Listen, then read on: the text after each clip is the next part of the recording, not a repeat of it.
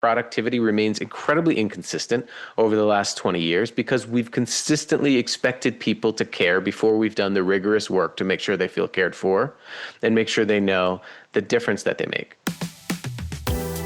When I went to business school, everything was all about finance, accounting, monetary policy, basically all the stuff that I forgot later.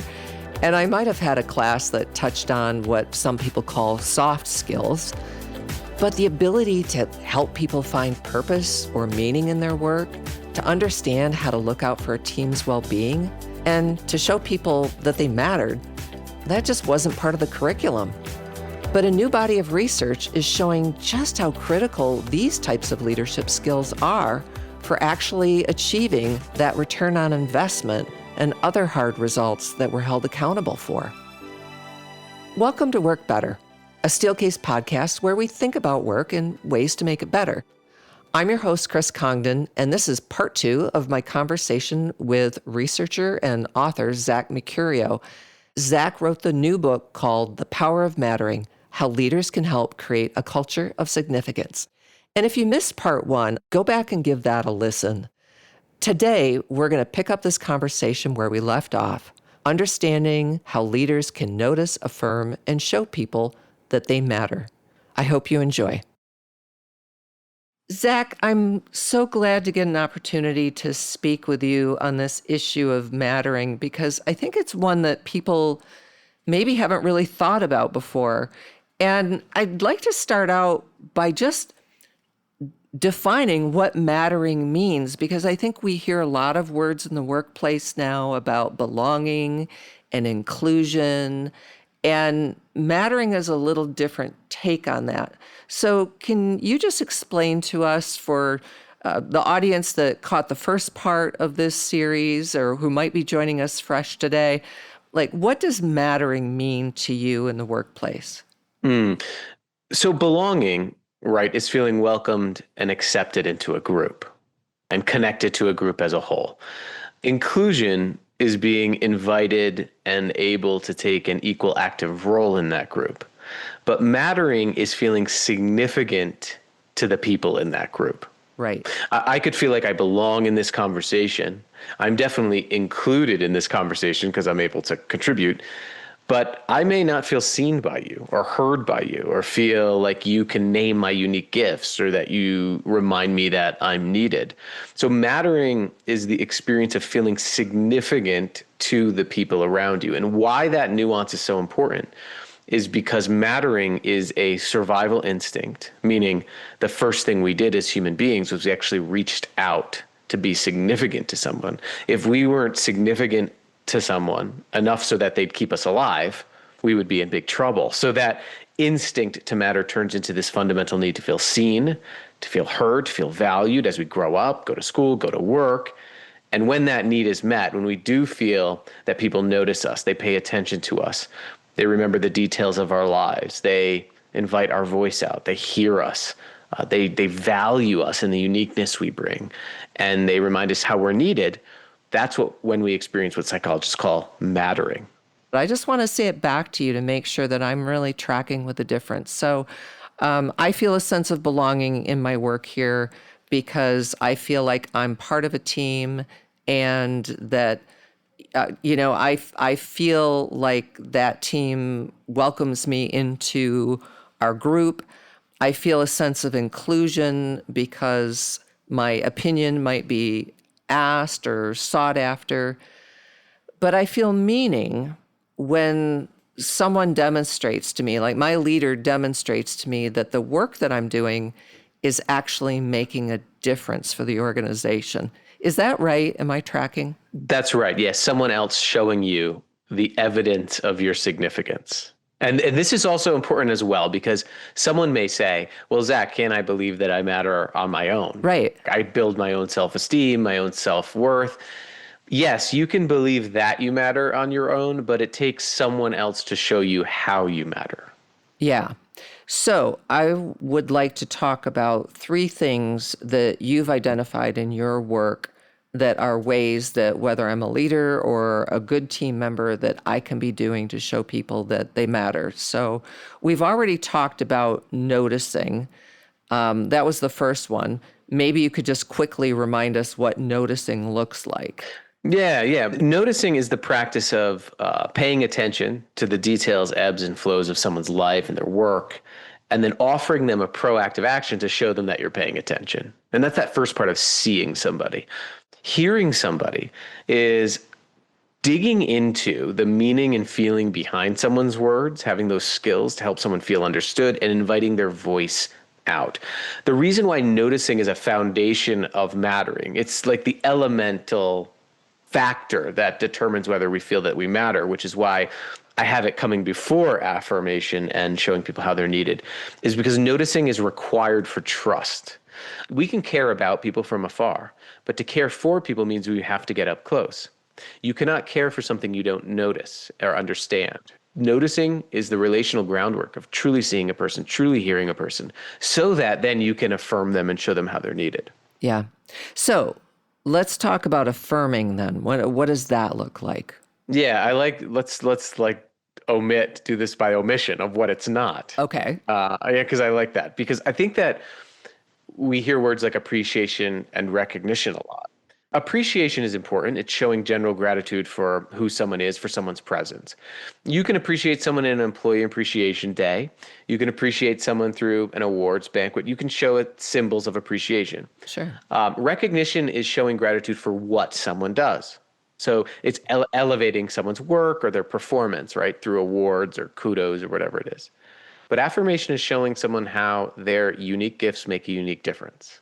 And this is what's very important about this, because you can appreciate someone through a symbol. You can recognize somebody through a symbol. What I mean is you could give them a promotion. I can give them a raise. You give them a raise. I can say in a meeting in front of everybody, what a great job Kiara did in that project. Yep. You can give them a front row parking spot. You could give them an employee, if they still do that, employee of the month award.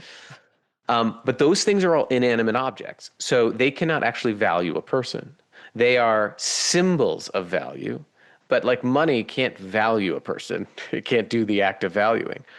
And that's what affirmation is. The root word of affirmation comes from the Latin word affirmare, which means to firm up or make stronger. And what I love about that is that, like we talked about, any belief requires the environment to feed back the evidence of that belief, to keep it going, keep it strong. When we're showing somebody their significance, we're showing them the evidence of their significance. And it strengthens their belief that they matter. I'm reminded of, I was in an auditorium working with teachers, and there's this large school, and I asked them to think about a time in their work when they most felt that they mattered. And there was a woman who I noticed in the middle of the room, she turned to the person next to her and was having a side conversation very loudly. And then there was kind of some laughter, but she looked a little bit upset. And I said, "Hey, what's going on? Would you mind sharing with the rest of the group?" And she goes, "I don't think I can think of a moment." She goes, "I'm just in where she felt like it mattered. Affirmed? Yeah, felt like she mattered." And she goes, "I've been a processor. I do the paperwork, and that's it. Basically, I'm just in processing." And she said that word, "just." And what happened in that room was really remarkable. There was a teacher on the other side of the room who stood up and said, "Janine, like I would not even have a class of students without you." Mm. And then someone else stood up and was like, "Yeah, what are you talking about? Like, you're so good and you're so kind and you're so fast with turning around grade reports and reports we need. Like literally students wouldn't be graduating and getting their diplomas printed if it wasn't for you." And in that room, like, it was amazing. She saw that she mattered around her. She saw the evidence of her significance. That is affirmation, when you can see how you make a difference right in front of you. So if, handing out an award or a raise or whatever, I'm thinking about this as leadership coaching. For a lot of people listening, you're probably in a leadership role, or at least on a team. What would be some other examples of ways that we could affirm somebody if we're not going to hand them a completion certificate or something like that? Yeah, the first thing is to collect and tell real stories of that person's significance. Real stories. Okay. Show them the downstream impact of their work. You can do this in a number of ways. There was a facilities and maintenance leader that I worked with for the National Park Service, and he used to go around and he takes photos of projects that the team completed that week. So if park visitors were walking across our bridge, or if there was a trail that was completed, or if there was a bathroom that had a shorter line because a bathroom was repaired and opened, he'd take a picture of it. And he would send an email every Friday that just the subject line said, "Look what you did." And he would just attach the photos. Oh, that's cool. And he is one of the teams with the highest morale and lowest turnover in the Park Service. And, we've gone and studied him. He always says to me, "I give people the photographic evidence that they matter so they can never question if they matter." That's cool. Right? I love that. So think about how you can collect and tell stories of people's significance. We often, for example, do client satisfaction surveys. Sure. Satisfaction, it does not emotionally compel people. Knowing how satisfied someone was, knowing the impact that they made on somebody's life and the difference they made, that's what emotionally inspires people. So find ways to collect and tell stories of the work's significance. It doesn't have to be on an end user. It can be on a team member that you noticed. Maybe someone said something in a meeting and it changed the demeanor of a team member, or someone's input on yourself. Like that is a real way to do that. So collect and tell stories of significance. Okay. So then the next step is about showing people they're needed, right? Like that's after I've noticed them and affirmed them, I'm showing them they're needed. So help me understand the difference between what we just talked about with affirming. Yeah, so I'll go back because I want to give another tip for listeners is that, we often say thank you and good job a lot as well. But just saying a blanket thank you doesn't really psychologically do much to somebody because people have this inherent need for uniqueness, to see their uniqueness relative to others. That's one of the reasons why just getting generic feedback actually can demotivate us and create some dissonance. Well, they said thank you, but they didn't really name anything unique that I did. I could have been anybody. Sure. So one thing that we found is that there are 4 components of what's called meaningful gratitude. That whenever you say thank you, you should be able to describe specifically the setting of when and where whatever you're thanking the person for occurred within. So, for example, at the beginning of this podcast interview, you helped prepare me for this conversation, right? At the beginning of this podcast interview. It's very clear. We know that you're there. You know that I noticed that you were there. I'm not just saying thank you at 1:00 every day. But then the second is describe the behavior. So you prepared me for our upcoming interview. And then 3, name the gifts the person used. And this is very important. So every human being brings us at least 4 gifts every day. Their strengths, what they love and what they're good at. Their purpose, how they uniquely impact the team, the people around them. Their perspective, how only they see the world because of their position, their life story, and then their wisdom, what only they have learned, that what only they can teach us, right? So name their gifts. So for example, at the beginning of this podcast interview, you helped prep for the conversation, but you were very intentional and very creative about how you wanted to have this conversation really build upon our previous conversation. And that intentionality, that creativity, and then show them the impact they make, the 4th piece, made this conversation go much smoother. And if just one person, right, leaves this conversation, says thank you to someone in a way that reveals their gifts, and that person has never heard that they have those gifts, it could change the trajectory of someone's career. So I just want to thank you, Chris. And I just want to say that I really value your perspective. So if I didn't say that, shame on me, because that was why we thought this was such an important conversation. Again, because I do think it's tapping into something that we're just not aware of. We don't think about it on a day-to-day basis. And so I want to delve into that a little bit, because I do think people are under a lot of pressure right now to be more productive. For example, I hear this all the time. And you and I have talked about this issue that we keep hearing about: engagement, loneliness, a lot of different well-being factors. But productivity is one that I hear a lot from business leaders, that they're just really worried. And so when I think about, like, okay, if I'm worried about productivity and how much work I can get out of you, Zach, like what I can get you to do today, then I'm just wondering how that gels with me taking the time to go, but Zach, I appreciate the insights that you gathered from your research, because you're able to give us, again, kind of a different view on the world. So help me understand, or help me, maybe we can coach our listeners about how do you marry up this need for productivity with this need to demonstrate people matter? Yeah, and I mean, I think that they're not only are they not mutually exclusive, that you need one for the other. Okay, talk more about that. You can't have productivity without mattering. If I don't feel like I matter, I'm not going to make the same effort, right? Right. Think about the last time you cared about something and simultaneously felt uncared for. Think about the last time you worked really hard on a project and you thought it was futile. Okay. Right. So you can't have one without the other. The problem is that people don't realize that it takes work and skill to do the human relational work to build that sense of mattering. And that's what we've overlooked. We've tended to leave it up to chance. For example, you can metaphorically, I guess, raise your hand right now if you've ever gone to a session on how to give positive feedback to someone. I'm not actually raising my hand because I don't think I've ever, yeah. Right. No, yeah. me neither. Me neither. I deliver them, but I've never been to it. I've never seen it, right? Raise your hand if you had a budget meeting and you had a training on how to create psychological safety, and they were both overlapped and you need to cancel one to get more time. How many of you would cancel the psychological safety meeting? Honestly, right? Okay. So over and over and over again, we've left the human skills that cultivate the energy needed to produce up to chance, and we've devalued them. And this is why we're in the place that we're in, where productivity remains incredibly inconsistent over the last 20 years, because we've consistently expected people to care before we've done the rigorous work to make sure they feel cared for and make sure they know the difference that they make, right? Productivity has two components: quality and quantity. So quantity is how much someone does, how much someone produces. How many widgets I produce, right? And to achieve quantity, you need energy.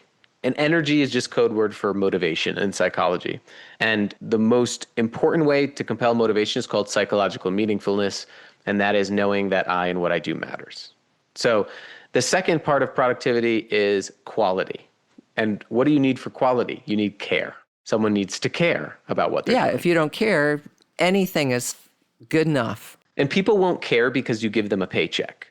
People will be satisfied if you give them a paycheck. Mm-hmm. But a satisfied employee is not a motivated employee. Right. Yeah.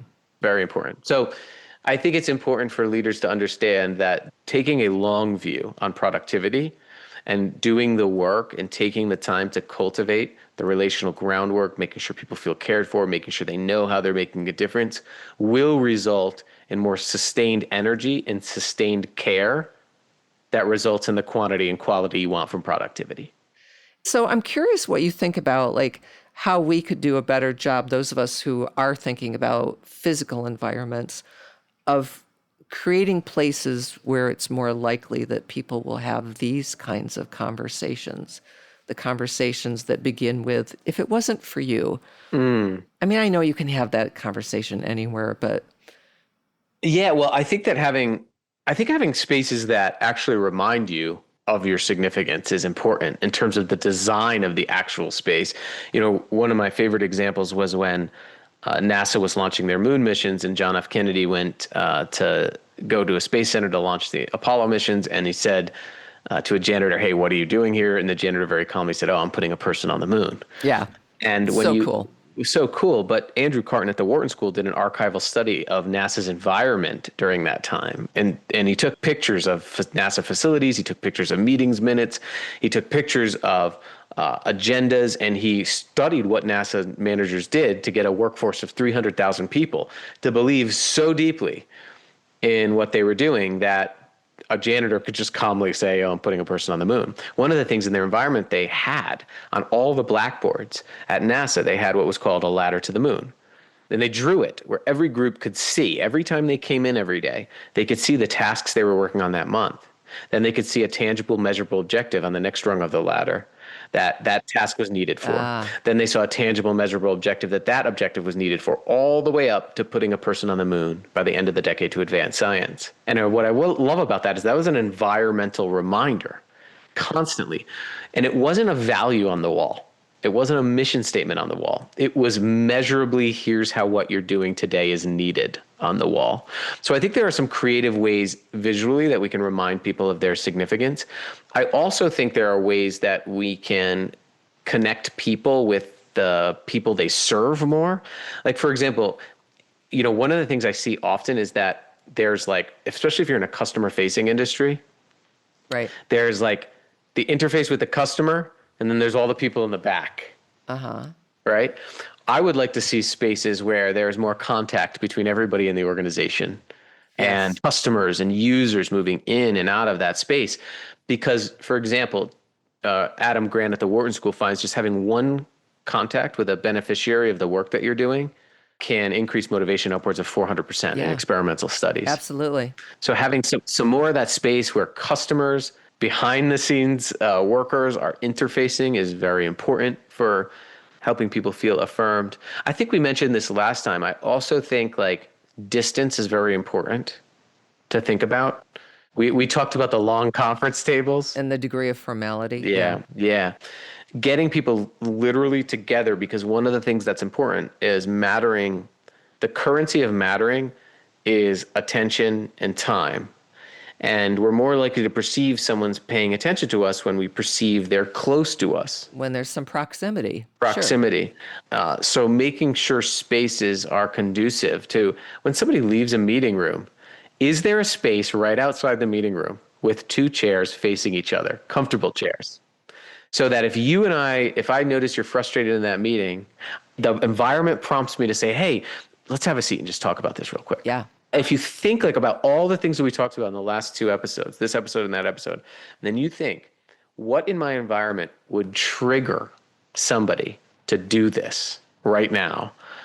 It really helps from a design perspective, because I just was thinking about that. Coming out of a room, you have people who are just discussing something intense. Right after that, is there some space for them to sit down instead of just walk back to their cubes? Yeah. This is something we do very intentionally, where we think about meetings not only for, how you arrive at a meeting and what experience you have beforehand, but then afterward. A lot of times we all talk about the meeting after the meeting.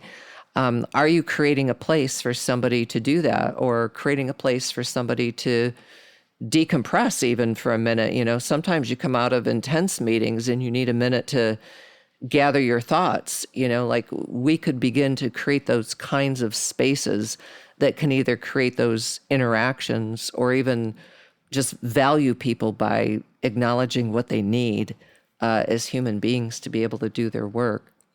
Can I add one thing to this? You can. One of the biggest barriers to doing these behaviors is what's called automatic attention. Automatic attention. Tell us. Automatic attention. It's the thing that allows you to brush your teeth without thinking about it, but it gets a grip on relationships as well. Ooh. So the more we see the same people every day in the same place, Yes.